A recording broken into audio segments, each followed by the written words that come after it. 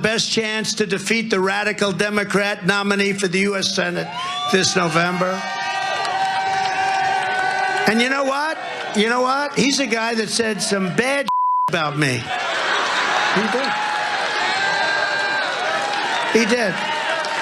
But you know what? Every one of the others did also. In fact, if I went by that standard, I don't think I would have ever endorsed anybody in the country. You want to know? They all said bad, but they all came back. Well, Donald Trump's not wrong there. Many people have criticized him that have eventually gone on to become acolytes in the MAGA cult. I mean, why wouldn't they? They can't get elected in the Republican Party unless they do. And so he did have to choose someone. In this Ohio Republican Senate primary, there was JD Vance, there was Josh Mandel. They're both idiots and racists, and there were other idiots and other racists that he could have supported. So why did he end up choosing JD Vance when a lot of Republicans would have preferred that he hadn't? Well, there's new reporting implying that there might have been a particular reason, and it is so 2022. In the days before the endorsement, Tucker Carlson, a big ally of Vance, called Trump.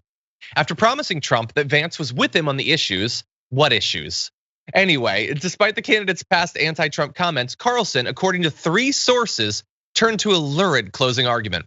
You can't trust David McIntosh, the president of the Conservative Club for Growth, who's a big backer of Josh Mandel. McIntosh had just concluded his own phone call with Trump during that same midday meeting. The reason, Carlson asserted, is that McIntosh has an embarrassing and chronic personal sexual habit.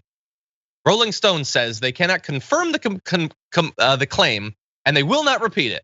But during that phone call, the twice impeached former president spent a notable amount of time gossiping and laughing about the prominent Republican's penis and how effing disgusting and effing gross he allegedly was. So, because McIntosh likes Mandel, and McIntosh, according to Tucker Carlson, has a gross penis, you can't endorse Josh Mandel. But that's not it. At the same time, Trump had apparently been, for a very long time, interested in Mandel's own sex life, having spent months privately regurgitating and spreading salacious, unverified rumors that he's heard about effing weird Mandel's supposed debauched ongoings. Carlson's comments about the proclivities of Mandel's patron threw both Trump and his son into fits of laughter. One source said, Trump has talked about Mandel and sex in the same sentence more times than I would have liked to hear, which technically could be one. But anyway, Anna, in determining who to support for the Senate, who might be instrumental in the Republican state in control of it, and could choose judges, shape legislation, they chose the guy whose political backer didn't have a weird penis. I mean, we don't know that though. Like, has anyone confirmed that, you know, why am I blanking on his name right now? Jesus. Yeah, Vance has. I've never heard anyone say that Vance has a beautiful penis. Not a single person has said, or normal, just normal, like run of the mill penis. No one has said that either.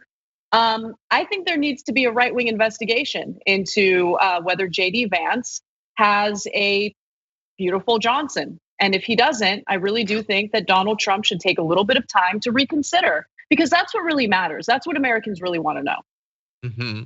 Exactly. No, is there manscaping taking place? And is his manscape normal manscaping that maintains the masculinity of the Johnson? Or is it excessive manscaping? You know, does he wax? Is there waxing going on? And is waxing okay? I mean, these are questions that people want to know. It really does have an impact on our day-to-day lives. They do. Look, I will not support a candidate who does not groom his pubic hair into MAGA across it. It's tough. You need tiny tweezers, but you should do it. Yes, no, this is obviously no way to run a political party, which Donald Trump still does, but you got to give Tucker Carlson some credit.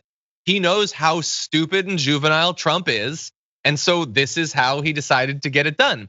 Because Tucker Carlson is savvy in knowing that JD Vance is playing the exact same game as Tucker Carlson. They were able to identify the psychological flaws, the emotional issues in enough Republicans, and they are shamelessly playing to that for their own financial gain. That is all that's going on. This ain't about the things that they say. This ain't about any of that. Tucker Carlson knows that JD Vance will deliver the exact results in terms of tax cuts and all that he wants. And by the way, like Tucker Carlson, notably, the week after the endorsement, where it had hinged on weird sexual proclivities, was hyping up a documentary about tanning your balls. So, there's a lot of weird activity to go around. Well, I mean, look, to be fair, clearly Tucker Carlson values a beautiful penis. Wants to make sure that it's properly tanned, wants to ensure that the Johnson is inserted in the political discourse. That's who Tucker Carlson is. Respect. No, I don't want it. Meanwhile, Mark Levin points out that JD Vance is the favorite of the corporatist Hollywood elite. That's his record. Sorry, dude. You should have focused on his dong. You maybe could have won if you talked about his weird dong.